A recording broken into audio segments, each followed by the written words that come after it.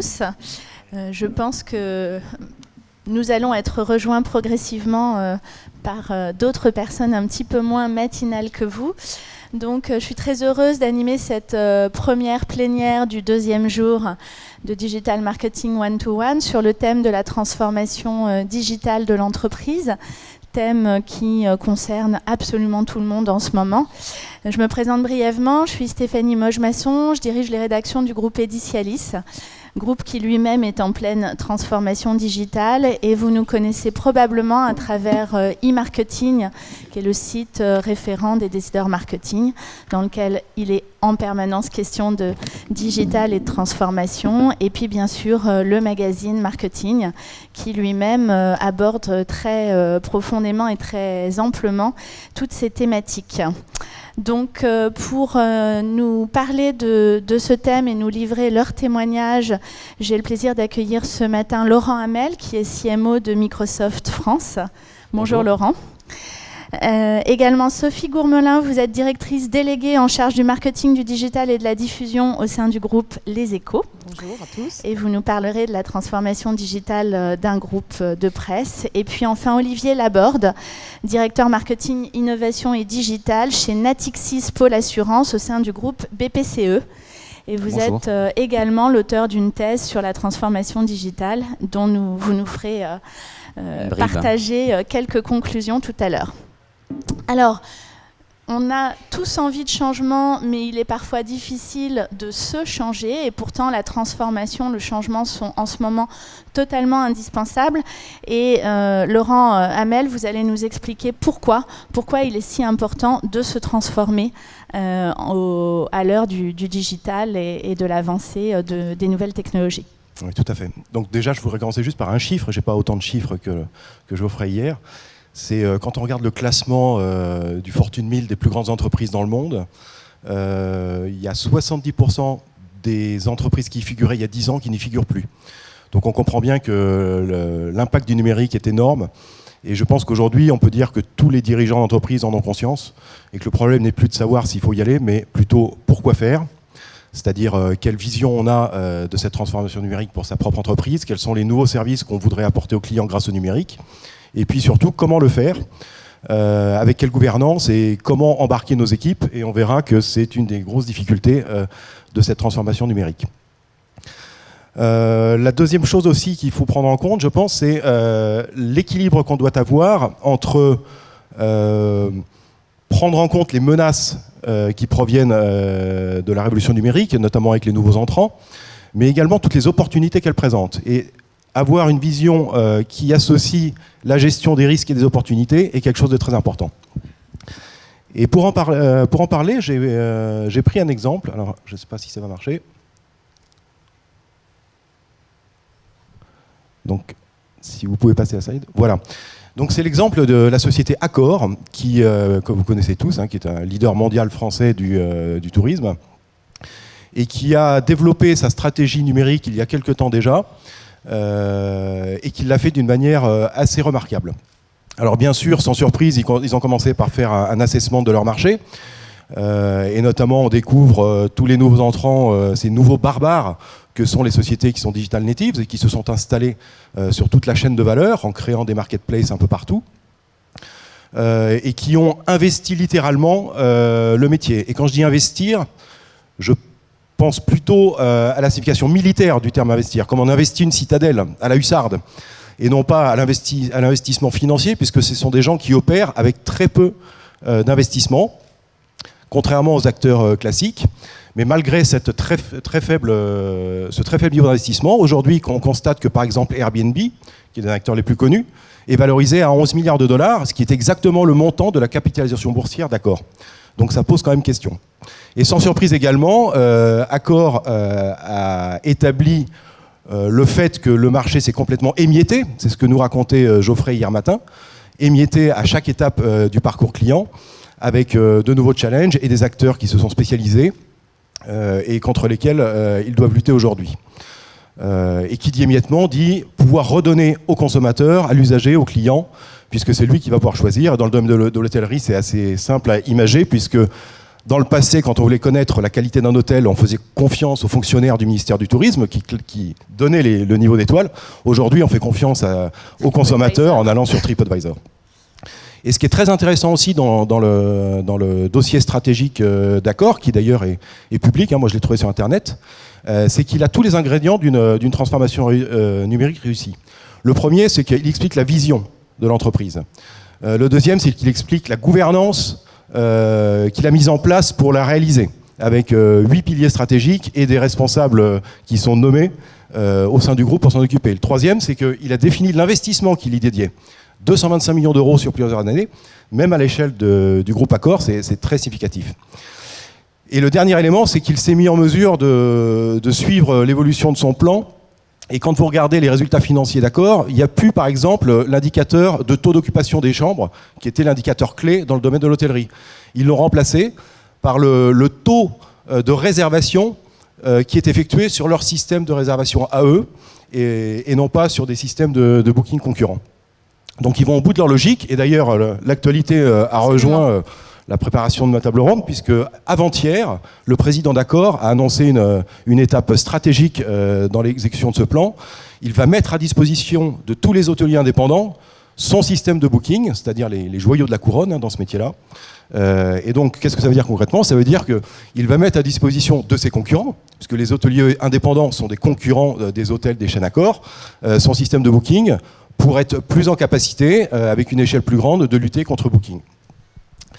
Donc, en résumé, la transformation numérique, finalement, peut se résumer à comment est-ce que je reprends la maîtrise de la relation client dans un marché qui s'est émietté, et comment est-ce que je reprends la maîtrise des datas qui vont me permettre d'apporter les nouveaux services à mes clients. Alors Olivier Laborde, vous avez vous-même transformé de façon très profonde et préparé aux futurs enjeux du marché de l'assurance votre entreprise Natixis sur ce marché complexe et en forte évolution actuellement qu'est l'assurance. Et est-ce que vous pouvez nous raconter un peu où vous en êtes de ce projet et quels sont les grands axes du projet de transformation de Natixis ? Oui, bonjour. Donc c'est un parcours quelque part un petit peu sans fin. Donc on est sur le chemin. Il y a deux grands axes. Alors moi j'ai lancé deux démarches. Et je distingue bien la démarche innovation et la démarche digitale. Donc sur le volet digital, en fait, je crois beaucoup d'ailleurs qu'on parle beaucoup de CDO. Je crois beaucoup que c'est une fonction temporaire et que si le Chief Digital Officer fait bien son travail, c'est un job temporaire et l'ensemble de l'entreprise devra être digital, que ce soit le petit au fond de l'échelle de l'organisation ou le COMEX. Donc dans ce sens-là, la démarche digitale a deux volets. La première, c'est le volet d'acculturation des collaborateurs.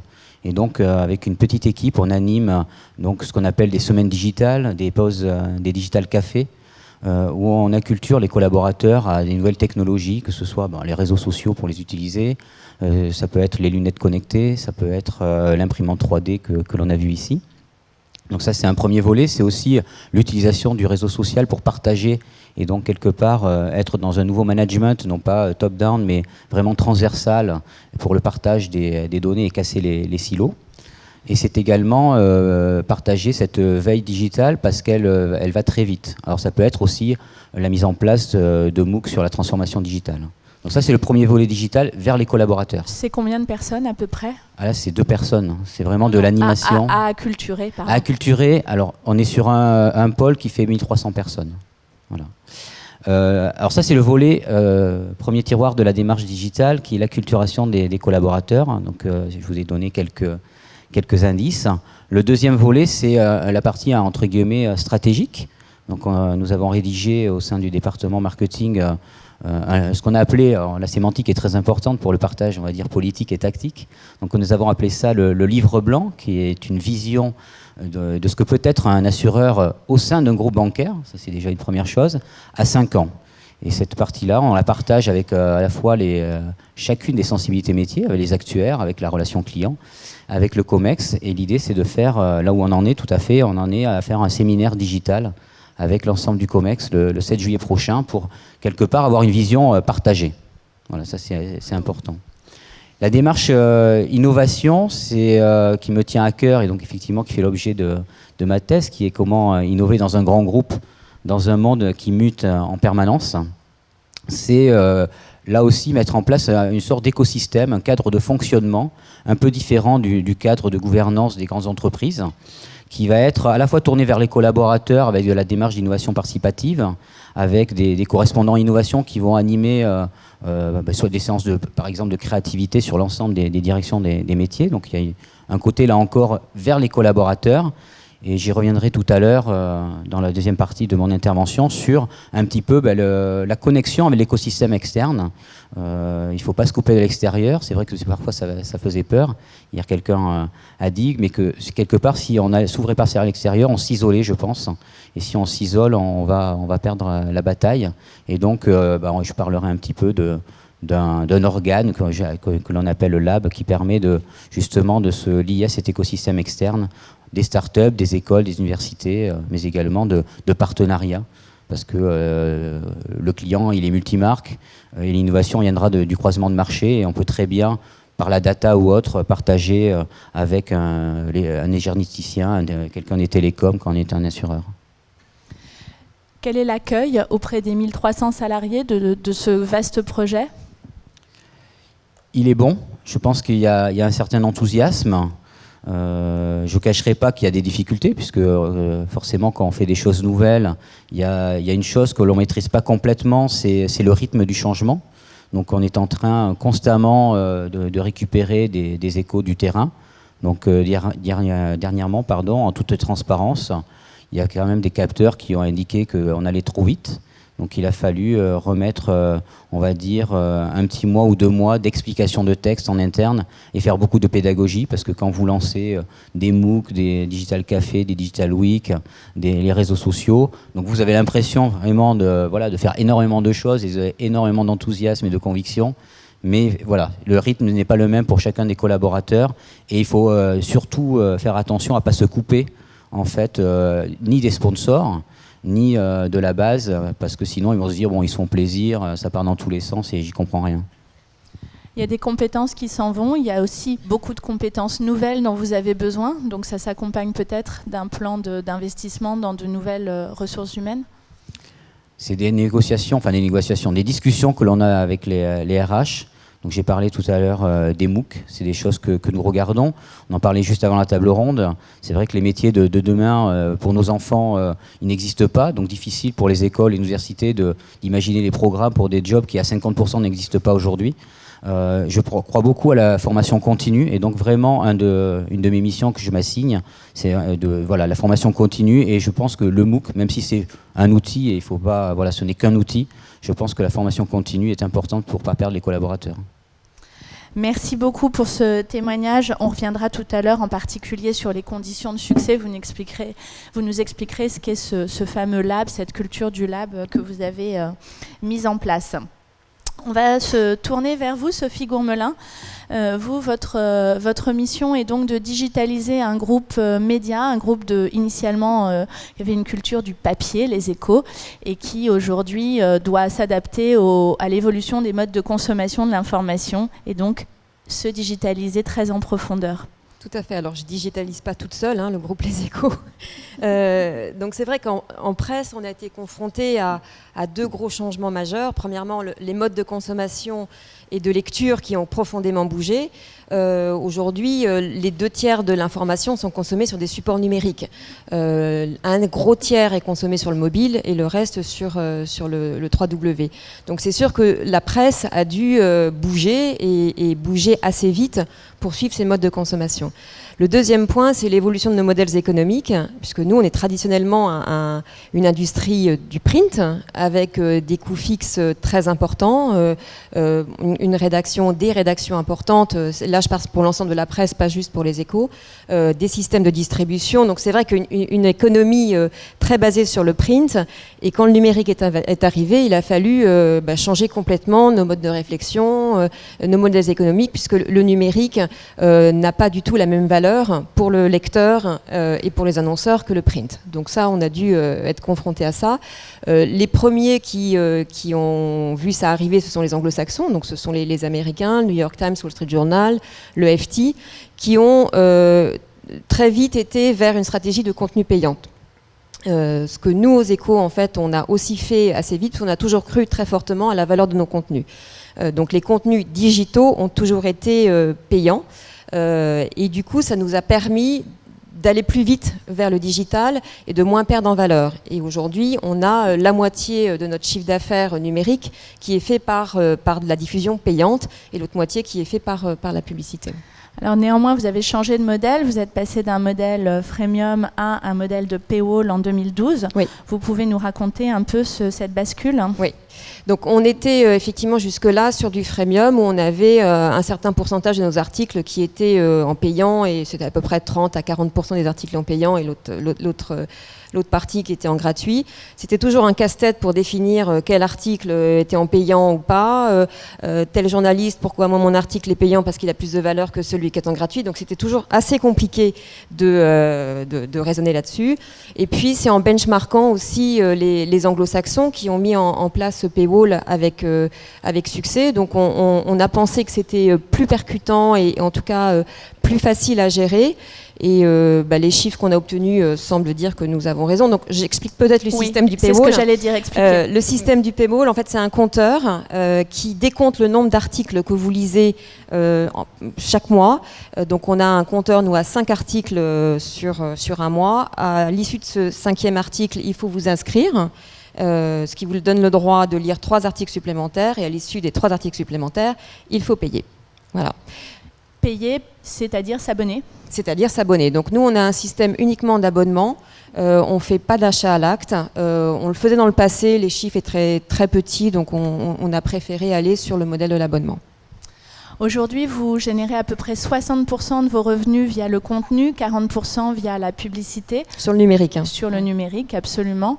Ce qui est un modèle comparable à celui du print? Enfin, ce qui est un équilibre comparable à celui du print. C'est à peu près la même chose. On a à peu près la même chose. Et donc, vous avez un équilibre financier harmonieux entre la vente de contenu et la vente de revenus publics, enfin, la vente de publicité basée essentiellement sur l'audience et le ciblage. Tout à fait. Alors, quelles ont été les étapes de la digitalisation du groupe Les Échos, et là aussi, quels sont les différents freins que vous avez pu rencontrer, en particulier dans l'acculturation des équipes? Alors d'abord, on a beaucoup investi dans le marketing et dans le marketing digital.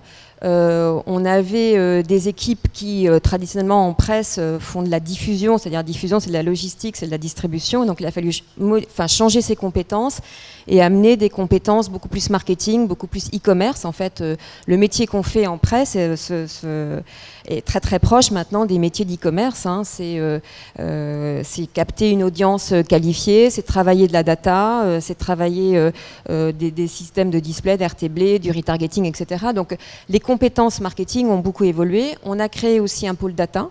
Ça c'était, on a une base de données de clients unique qu'on a déjà mis en place il y a maintenant 4-5 ans, donc ça c'était pas nouveau. On l'a fait évoluer, elle parle avec toutes les informations qu'on a sur nos sites, donc il y a des liens entre la consommation, l'usage numérique et la donnée client, et on a investi dans une DMP aussi. Donc la data est très très importante pour développer le marketing digital et les abonnements numériques tels qu'on le fait aux Échos. Vous avez du coup renouvelé pas mal les compétences nécessaires au sein du pôle marketing. Oui. Et donc embauché de façon assez significative. Alors, c'est jamais très significatif en presse, hein, quand même, on n'est pas... Mais effectivement, on a fait évoluer les métiers. On a surtout regroupé en fait les organisations. C'est-à-dire qu'il y avait avant des équipes qui s'occupaient du print, des équipes qui s'occupaient du digital, et enfin de l'abonnement numérique, et des équipes qui s'occupaient du marketing audience. On a mis tout ça dans un même pôle, et je pense que c'était très important de ne pas opposer des stratégies commerciales de l'ancien monde, du print, à des stratégies commerciales du nouveau monde, du numérique. Donc c'est dans un même pôle, donc du coup on réfléchit ensemble et on ne déserte pas non plus complètement le print, parce que ça reste quand même quelque chose de rentable et très, très significatif chez nous. Voilà. Vous-même, Sophie, vous êtes issue d'une culture de la data plus que d'une culture de la presse ou de la diffusion. Et c'est probablement un facteur clé de succès, j'imagine, hein. Oui, c'est-à-dire que moi j'ai fait plutôt mes armes dans le marketing direct et la data. J'ai été 15 ans dans une société qui vendait des fascicules par correspondance. On appelait ça de la VPC à l'époque. Maintenant on appelle ça du CRM ou du marketing direct, mais en fait c'est la même chose. Et donc effectivement j'ai amené cette connaissance-là et dans un métier, le métier de la presse qui était traditionnellement, comme je le disais tout à l'heure, un métier de diffusion. Donc oui, je pense que ça a joué très certainement. Merci beaucoup pour ce témoignage, Sophie. Je me tourne vers vous, Laurent. Vous êtes le CMO de Microsoft. Alors, on peut imaginer que Microsoft est une entreprise IT qui a donc une certaine agilité digitale. Et pourtant, finalement, tout va tellement vite que chez Microsoft aussi, on doit se transformer. Et vous avez été l'un des artisans, en tout cas le maître d'œuvre de la transformation de Microsoft en France. Vous pouvez nous en parler ? Oui, alors la transformation de Microsoft est globale. Donc je pense que Satya Nadella est beaucoup plus un artisan de cette transformation que moi-même. Alors effectivement, même si on est né dans le numérique, on est complètement à la même enseigne que toutes les autres entreprises, et notamment à cause de deux tendances de fond qui se développaient ces dernières années, qui sont l'ultramobilité et puis l'émergence du cloud computing. Donc ça a eu différents impacts sur Microsoft. La première rupture, elle a été sur le business model. Donc là, j'ai pris une citation des Échos. Puisqu'en fait, dans le passé, notre système autour d'Office était de dire aux clients, Office est un outil de productivité qui vous est familier, que vous aimez, mais vous allez l'utiliser sur la plateforme Microsoft, et donc plutôt avec un ordinateur Windows. On avait fait une petite exception pour les utilisateurs de Mac, parce que quand on est Mac addict, on est vraiment addict, je crois. Mais on n'avait pas de réponse pour les autres devices qui émergeaient. Et la transformation de notre business model, c'est de dire aujourd'hui, on va répondre à la demande des utilisateurs plutôt que demander aux utilisateurs de s'adapter à Microsoft.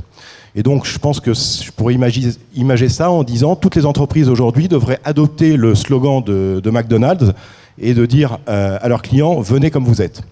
Et donc aujourd'hui, si vous avez une tablette Surface, ou si vous avez un iPad, ou si vous avez une tablette Android, vous pouvez utiliser Office de la même manière. Si vous avez un iPhone, si vous avez un Lumia, si vous avez un Galaxy, vous allez avoir accès aux fonctionnalités d'Office d'une manière identique. Donc c'est un changement fondamental, c'est une révolution, notamment au niveau du siège et de l'engineering. C'est une révolution culturelle qui n'a pas été si facile que ça à mettre en œuvre. Et ce qu'on a fait pour les consommateurs, on l'a fait aussi pour les développeurs qui développent les applications, puisqu'il y a un certain nombre de développeurs qui développent avec les technologies et les langages Microsoft, mais il y en a aussi beaucoup qui développent avec des technologies concurrentes ou des langages open source.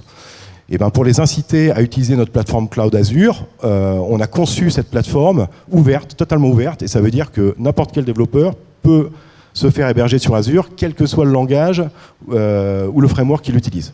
Donc c'est un changement complet de paradigme dans notre approche du business. Le deuxième exemple, c'est l'hyper-personnalisation qu'on voit apparaître dans l'utilisation des expériences numériques. Donc là, l'exemple que je prends, c'est Cortana, qui est l'assistant personnel de Microsoft, et qui nous permet de faire des choses complètement customisées, personnalisée. Alors déjà, Cortana, elle est intelligente. Donc elle va nous faire remonter et prioriser en fonction de nos usages quotidiens des applications ou des news qui sont les plus susceptibles de nous intéresser. Mais en plus, elle est prédictive, elle peut anticiper.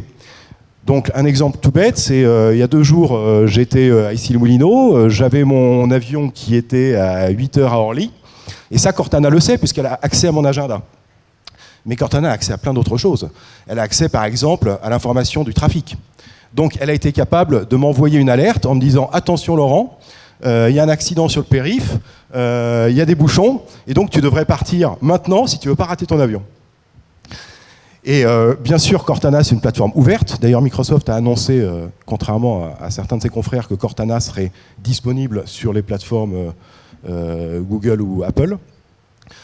Cortana est ouverte, ça veut dire qu'elle va se lier à des applications tierces. Et dans mon exemple, elle va être capable aussi de me proposer l'application des aéroports de Paris qui me permet de savoir, puisque j'y allais en voiture, s'il y a des places libres, à quel parking, et même de réserver ma place de parking à l'avance. Donc ça, c'est la deuxième vraiment en révolution, c'est l'hyper-personnalisation de l'expérience client. Et la troisième, bien sûr, c'est le cloud first, ce qu'on appelle le cloud first, c'est-à-dire on pense tout le développement de nos produits maintenant en priorité sur le cloud. Pourquoi ? De manière à ce que les clients puissent bénéficier de tous les avantages du cloud. Donc c'est l'élasticité à l'infini, le fait qu'on n'ait plus à se préoccuper de l'infrastructure, c'est le fait qu'on baisse les coûts parce qu'on paye uniquement à la consommation, c'est le fait qu'il y a plus de sécurité, etc., etc. Donc l'exemple que je voulais vous donner, il parlera, je pense, à tout le monde. C'est un exemple qui est issu de l'agriculture. C'est une société australienne qui a développé une application tout à fait particulière. Elle s'est rendue compte en analysant une masse de données importante qui était mutualisée dans le cloud d'un certain nombre de choses. Donc elle a appris tout d'abord que la meilleure période de réceptivité pour une vache pour être inséminée artificiellement, c'était à peu près 16 heures après qu'elle ait changé son comportement. Parce qu'on s'est aperçu que la vache changeait son comportement. En fait, elle bougeait beaucoup plus quand elle commençait à être prête que dans la vie normale. Et ensuite, on s'est aperçu d'une autre chose, c'est que 16 heures, c'est l'heure ultimale pour faire cette insémination, mais que si on la fait entre 14 et 16 heures, il y a une forte probabilité que cela donne la naissance à une génisse. Et si on le fait entre 16h et 18h, il y a plus de chances que la vache donne naissance à un veau. Ce qui veut dire que non seulement aujourd'hui, avec cette application qui est hébergée dans Azure, l'éleveur va être informé du fait que la vache commence à avoir ce comportement, puisqu'on a placé un capteur, un objet connecté sur la patte de la vache. Il va apprendre ça sur son mobile, parce que par définition, un éleveur n'est jamais dans son bureau, il est toujours par monts et par veaux. Et puis il va pouvoir choisir. C'est le cas de le dire. Voilà.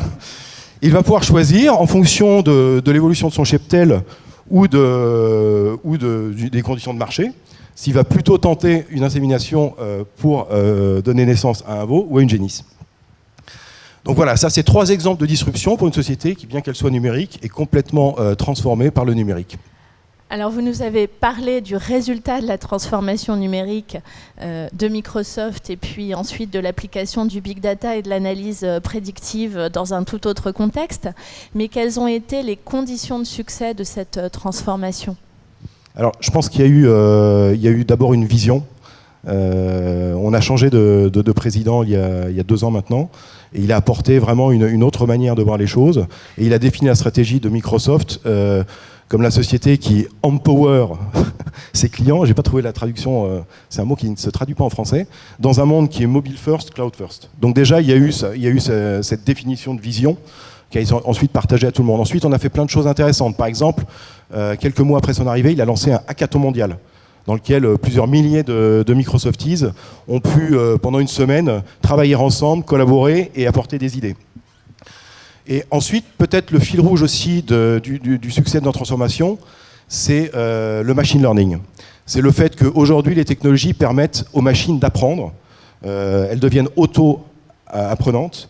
Et c'est quelque chose qu'on infuse maintenant dans tous nos services, dans tous nos produits. Donc c'est le cas dans Cortana, c'est le cas dans Bing, c'est le cas dans Office, c'est le cas dans Azure, c'est le cas dans la BI. Et je pense que cette évolution-là technologique aussi a été très importante, au-delà de l'acculturation dont vous avez tous les deux parlé. Alors justement, je vais vous redonner la parole, Olivier. Vous avez beaucoup réfléchi aux conditions de succès de la transformation digitale. Est-ce que vous pouvez nous livrer l'essentiel de ces réflexions ? Je vais essayer. J'ai réfléchi, puis j'ai interrogé quelques personnes, des directeurs innovation dans des grandes entreprises, parce que l'objet de la réflexion, c'est... En fait, on est dans un monde, vous le savez tous, forcément dans la salle, où il y a une radicalité des changements. Ces changements sont extrêmement rapides. Et peut-être une dernière nouveauté, quand on parle surtout de disruption, c'est que ce changement, il est permanent. Or, nos grandes entreprises ne sont pas faites pour ça. Leur gouvernance, leur manière de fonctionner ne sont pas faites pour ça. Et donc, l'idée, c'est d'essayer de comment s'adapter en permanence à ces changements, comment être performant en permanence c'est de la création moi ce que j'appelle un lab, c'est-à-dire une structure qui permettrait d'avoir un îlot de transformation au sein de la grande entreprise.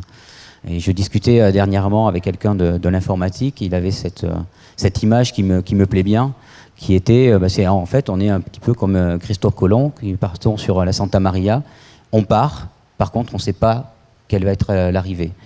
Mais c'est vraiment cela, c'est-à-dire que les grandes entreprises, aujourd'hui, leur système de fonctionnement, c'est effectivement, j'ai une vision, j'ai une stratégie, je sais où je vais aller, je connais la stratégie, je connais mes clients, je connais la technologie. Et là, on est dans un monde où je ne connais pas mes clients futurs, les métiers vont changer, je ne sais pas le business model, si je ne vais pas être disrupté par quelqu'un, peut-être dans 6 mois, peut-être dans 2 ans. Et donc, il faut trouver des moyens pour, quelque part, expérimenter. Et le moyen, c'est certainement d'être ce que j'appelle une entreprise agile. Et c'est l'entreprise agile qui va permettre d'opérer cette transformation, cette mutation digitale.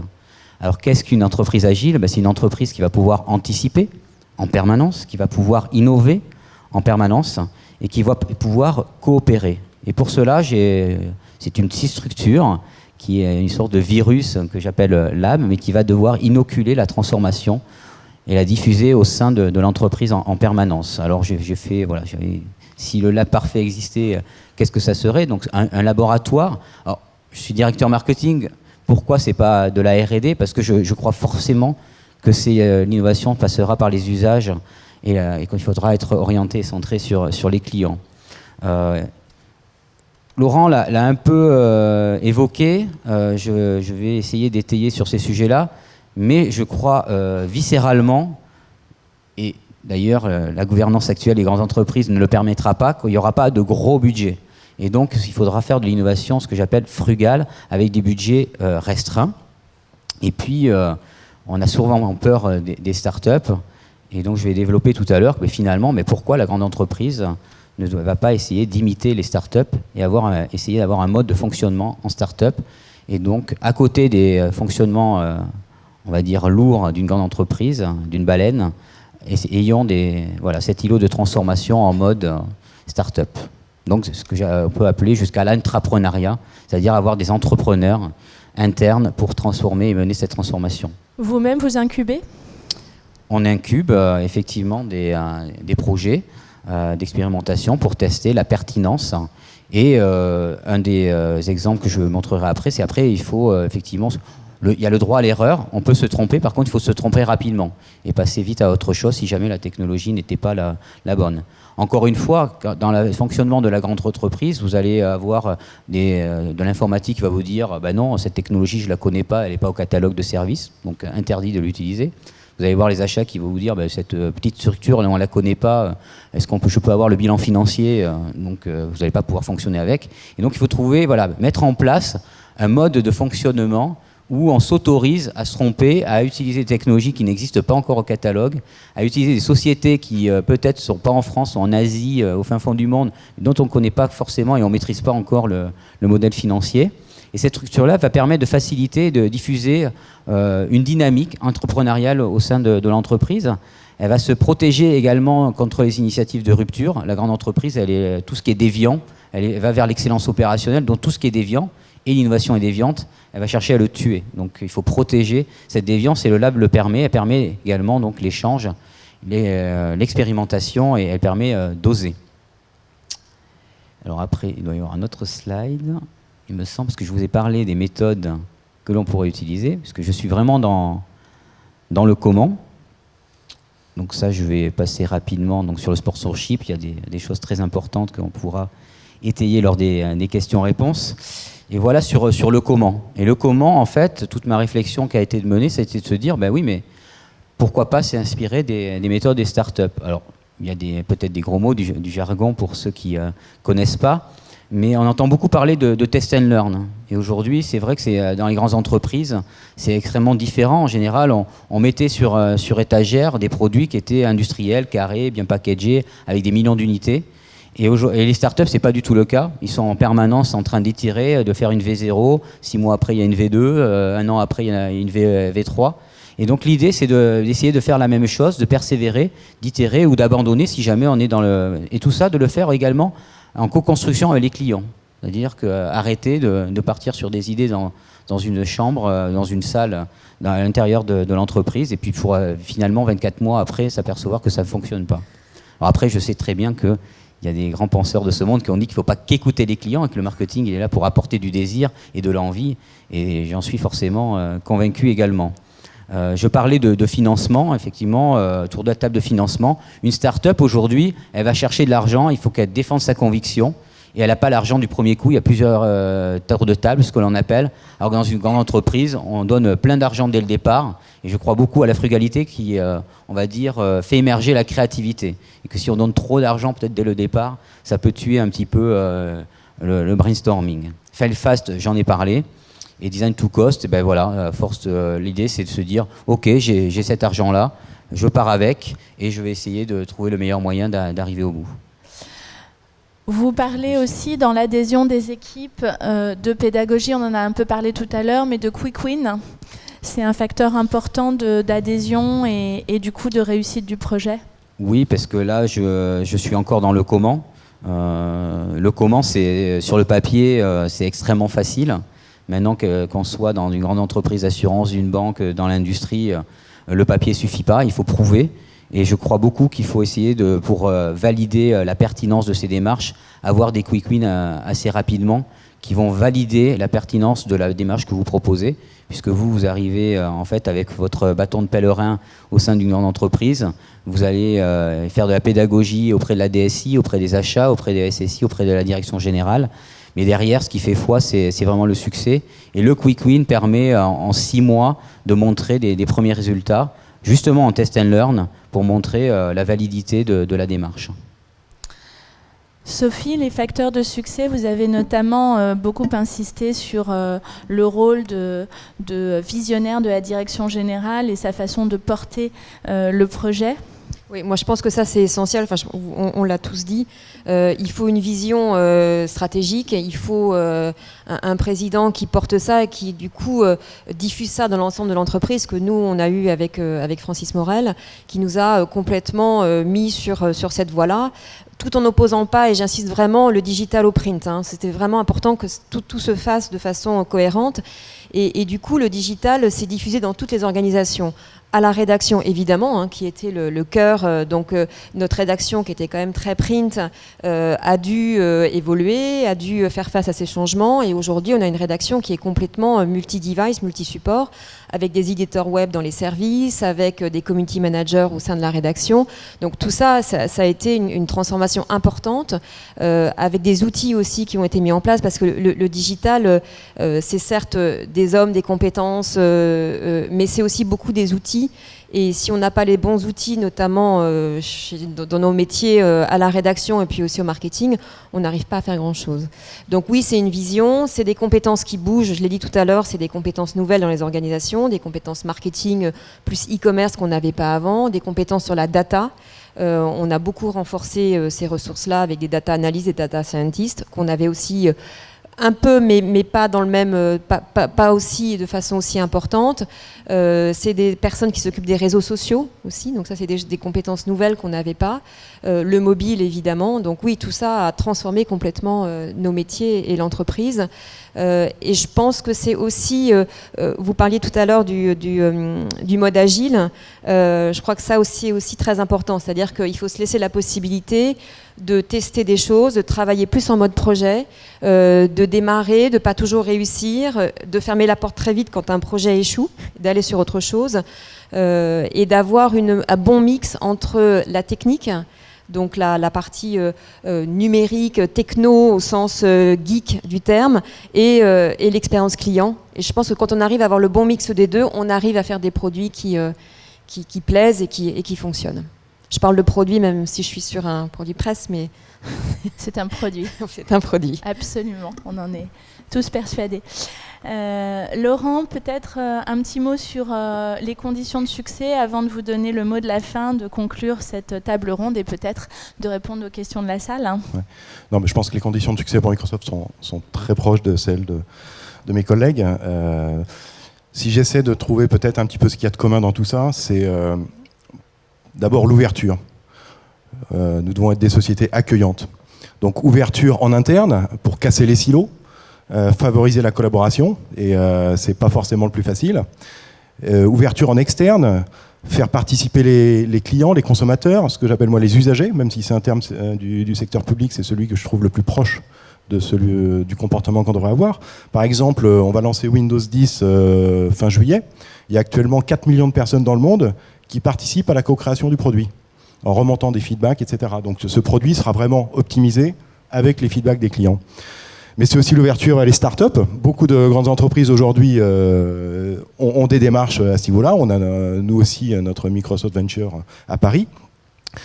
Et ça va même jusqu'à, je crois, l'ouverture vers nos compétiteurs. Donc j'en ai donné quelques exemples et je pense que c'est quelque chose qui va se généraliser. On parlait de compétition, mais aujourd'hui, à partir du moment où on est en mode de plateforme, les plateformes doivent parler entre elles pour que ce soit simple pour le client, facile pour le client. Et il n'y a pas d'autre moyen que de travailler avec ses compétiteurs, comme l'a fait Accor, comme nous le faisons et comme beaucoup de gens ont compris qu'il fallait le faire. Et tout ça, c'est quand même un problème de culture, parce que c'est tellement pas dans nos gènes qu'il y a quand même pas mal de boulot. Et le dernier point commun peut-être aussi qu'on peut trouver, c'est que c'est finalement pas une histoire de technologie. Si je devais faire une équation, je dirais c'est 20% de technologie, parce qu'on a besoin d'outils, c'est 80% de gouvernance, c'est la manière dont on va orchestrer tout cela, et c'est 100% finalement de relations humaines. Et donc pour terminer, peut-être d'une manière un petit peu plus philosophique, puisqu'aujourd'hui on s'aperçoit que le savoir n'est plus la valeur qui fait la différence. On s'aperçoit même que le fait de penser n'est plus la caractéristique de l'homme, puisque les machines pensent, et elles vont penser de plus en plus et de plus en plus vite. Donc peut-être que ce qui va nous caractériser finalement dans cette révolution numérique, à une époque où il y a des tentations de plus en plus grandes de transhumanisme et de vie éternelle, etc., ça sera le fait d'être capable de se questionner et de douter. Voilà, ça sera peut-être ça qui fera notre différenciation et notre succès. Merci beaucoup à tous les trois. Je pense que probablement il y a des questions dans la salle. Qui veut commencer? Oui, madame. Passer un micro.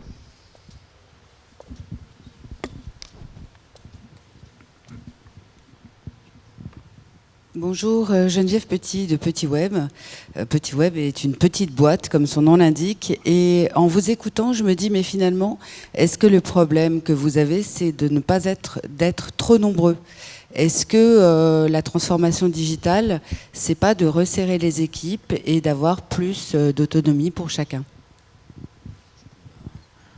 Oui, effectivement, je suis d'accord avec vous. J'ai étudié cette partie-là et j'ai fait un chapitre sur comment ne pas grandir ou ne trop grandir en termes d'équipe. Et c'est pour ça d'ailleurs que une partie de ma réflexion et de mes échanges et de mes convictions est de s'inspirer en fait de ces structures agiles que sont les startups et de les imiter en termes de pratique. Et pour témoignage, j'ai échangé avec une petite société qui s'appelle CardiWeb dans les services informatiques, et le PDG a une démarche assez iconoclaste qui fait que lorsque une division ou un savoir va croître au-delà de 50 personnes, il part du principe que c'est plus manageable, et que donc il va créer une filiale spécialisée soit sur le mobile, soit sur une digital factory, soit sur le big data. Et cette vertu me plaît beaucoup, enfin cette structure me plaît beaucoup parce qu'elle a la vertu également de donner le pouvoir à ses salariés et de leur permettre de progresser, puisqu'il donne les rênes et quelques parts d'action à la filiale qui va créer et va lui permettre de grandir et de faire son propre business model sur une nouvelle tendance qui apparaît. Et les tendances qui apparaissent, elles apparaissent, comme je l'ai dit, en permanence dernièrement. Donc oui, c'est une question. Mais je pense que le lab permet justement ce fonctionnement, et qu'on peut en créer plusieurs. C'est un îlot de transformation qui permettra d'avoir ces pratiques de petites entreprises et de diffuser la transformation au sein de l'entreprise. Et moi, juste pour compléter ce que vous venez de dire, je pense que c'est aussi les raisons pour lesquelles on travaille de plus en plus en mode projet dans les grosses entreprises. Enfin, sachant que le groupe Les Échos n'est pas une grosse entreprise non plus, mais le fait de travailler en mode projet permet d'impliquer plusieurs personnes de plusieurs départements et du coup d'avancer plus vite. Donc ça, nous, on l'a testé sur plusieurs de nos produits et ça a plutôt bien fonctionné. Oui, je suis assez d'accord. En fait, je ne pense pas que ce soit une question de taille. Je pense que c'est une question d'agilité. Et il faudra s'habituer à ce que les équipes dans lesquelles on travaille ne soient plus celles qu'on connaît aujourd'hui. Elles vont être complètement protéiformes. Et je peux vous donner un exemple assez parlant qui est un petit peu les réflexions qui se mènent aujourd'hui sur les environnements de travail. Bon, il y a bien sûr toutes les technologies qui permettent de travailler en collaboration, même à distance, etc. Mais aujourd'hui, beaucoup d'entreprises, quand elles doivent s'agrandir et donc changer d'immeuble, par exemple, sont dans des modèles où les collaborateurs n'ont plus forcément un bureau assigné. Et au contraire, ils construisent les environnements de travail pour favoriser les rencontres de hasard. Parce qu'on s'est aperçu que la créativité vient beaucoup plus du hasard que du management.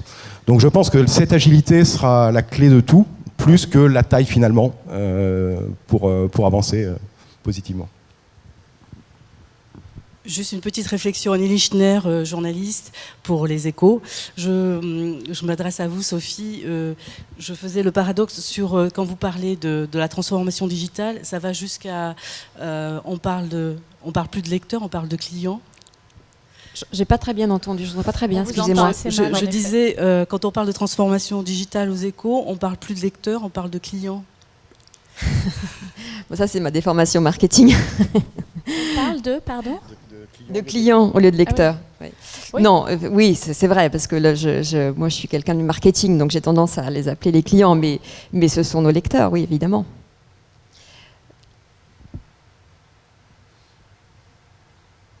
Oui.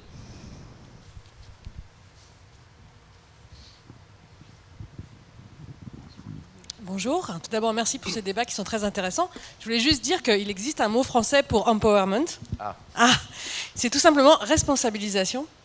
C'est la traduction exacte. Et c'est parce que je ne voudrais pas qu'on pense que l'empowerment, c'est quelque chose de nouveau. C'est vrai que c'est un mot anglais. On dirait que c'est une nouvelle chose, alors qu'en fait, responsabiliser, c'est que les collaborateurs d'une entreprise, je pense que c'est effectivement une des clés de l'innovation. Mais ce n'est pas une nouvelle idée, c'est juste une nouvelle idée de l'appliquer en fait. Alors, vous avez tout à fait raison, mais il y a aussi dans la notion d'empowering, donner les moyens. Et donner les moyens n'est pas forcément uniquement la responsabilisation. Donc c'est pour ça que je dis que c'est un petit peu complexe de trouver toute la plénitude de ce mot en anglais qui peut être utilisé dans différents sens. Oui. Mais c'est vrai que la responsabilisation est ce qui s'en rapproche le plus, tout à fait. Et que ce n'est pas nouveau.